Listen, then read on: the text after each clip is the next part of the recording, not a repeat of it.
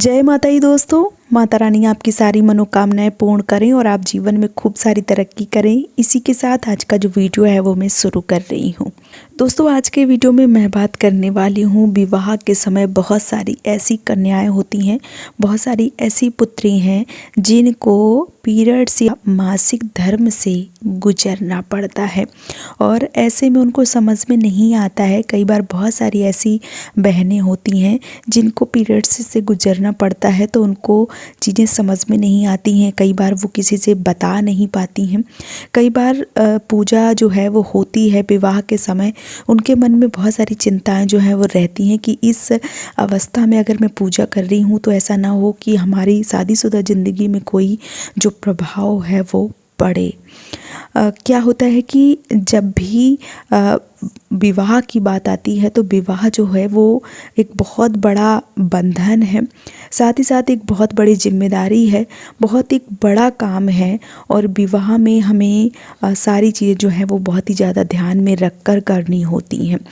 और जब पीरियड्स या मासिक धर्म आ जाता है तो क्या पूजा में सम्मिलित होना चाहिए या नहीं होना चाहिए?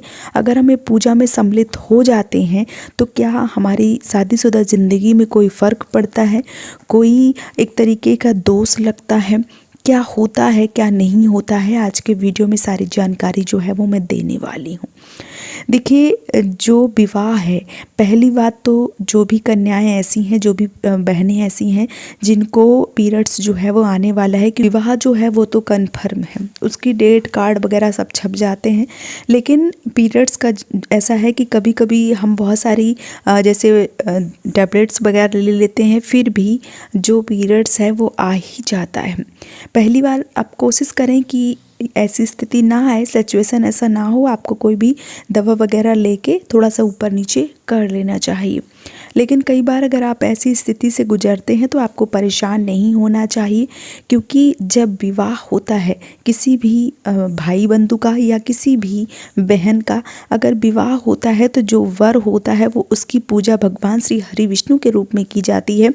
कन्यादान वगैरह या पैर पुजाई वगैरह जो भी होता है, तो जो वर होता है उसको भगवान श्री हरि विष्णु की उपाधि दी गई है।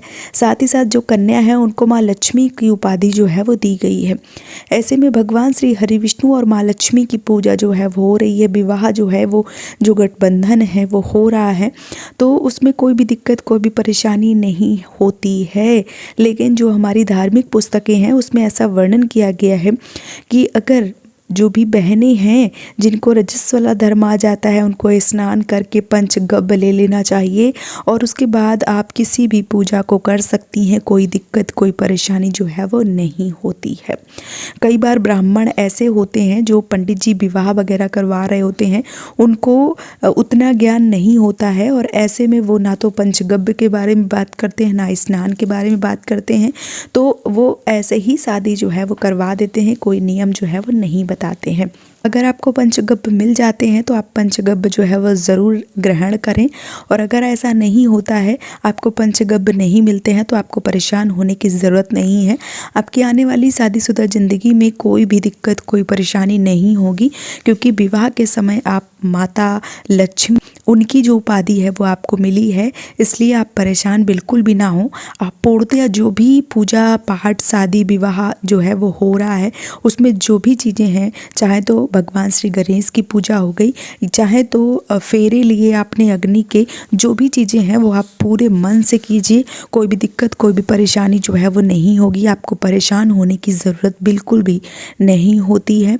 आपको उस समय पूरी पूजा में सम्मिलित होना चाहिए और उस समय आपको परेशान, भयभीत जो है वो नहीं होना चाहिए, क्योंकि ऐसे कोई भी कार्य जिसमें शादी के समय शामिल हुआ जाता है उसमें माँ लक्ष्मी का आशीर्वाद और भगवान श्री हरि विष्णु का साथ आपके साथ हमेशा रहता है, तो आपके जीवन में कोई भी परेशानियां जो है वो नहीं होती हैं।